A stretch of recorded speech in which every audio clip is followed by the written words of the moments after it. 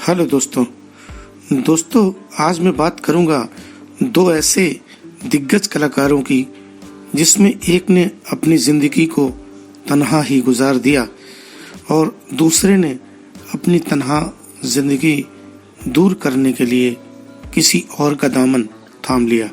जी हाँ दोस्तों, मैं बात कर रहा हूँ दो सुपरहिट कलाकारों की जिनका नाम है देवानंद और सुरैया। इन दोनों की जिंदगी की कहानी कुछ ऐसी रही। दोनों एक दूसरे से प्यार करते थे, मगर प्यार में धर्म आगे आ गया और दोनों कभी एक दूसरे के ना हो सके। देवानंद और सुरैया की मुलाकात फिल्म विद्या के सेट पर हुई थी।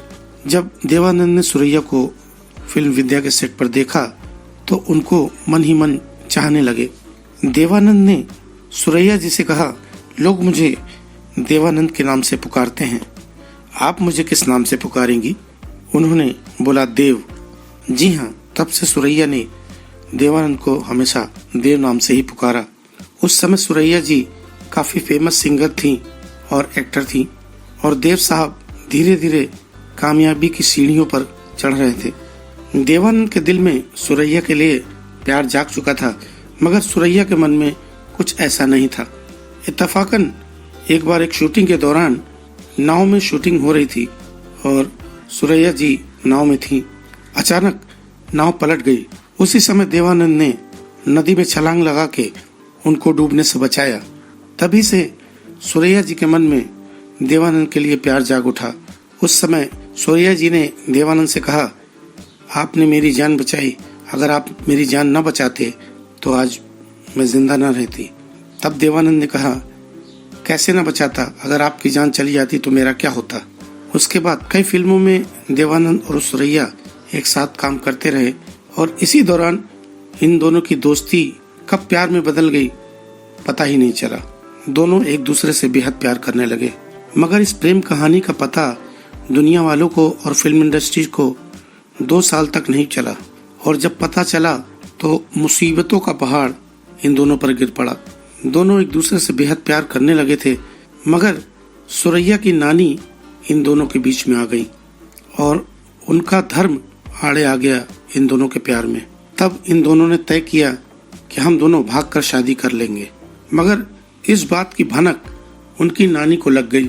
इससे पहले कि वो दोनों शादी कर पाते, उनकी नानी सुरैया को घर लेकर आ गई और उन पर तमाम तरह की पाबंदियां लगा दी और दोनों एक दूसरे से न मिल पाए, इसके लिए उनकी नानी ने काफी जतन कर डाले। हाँ, मगर दूसरी तरफ सुरैया की माँ चाहती थी कि देवानंद से सुरैया की शादी हो जाए, मगर वो अपनी माँ के आगे अपनी जुबान नहीं खोल पा रही थी, यानी सुरैया की नानी के आगे अपनी जुबान नहीं खोल पा रही थी। लेकिन एक बार सुरैया की माँ ने ही देवानंद और सुरैया को मिलने के लिए एक जगह पर बुलवाया, मगर देवानंद को इस बात का शक हो गया कि कहीं उनकी माँ की कोई चाल तो नहीं इसमें। फिर भी वो डर रहे थे कि कहीं कोई अनहोनी न हो जाए। इस डर से उन्होंने एक अपने दोस्त को जो पुलिस में था उसको बोला कि तुम मेरे साथ चलो। वो अपनी पिस्टल और टॉर्च लेकर सुरैया से मिलने निकल पड़े उस पुलिस वाले दोस्त के साथ।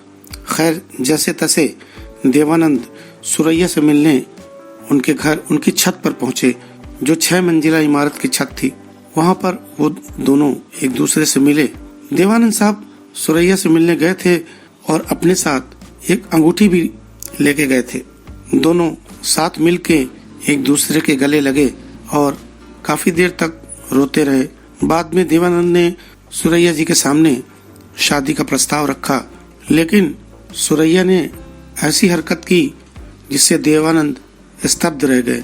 सुरैया ने वो अंगूठी उठाकर समुद्र की तरफ फेंक दी, क्योंकि समुद्र के नजदीक ही उनका घर था, और देवानंद से कहा कि आप जाइए।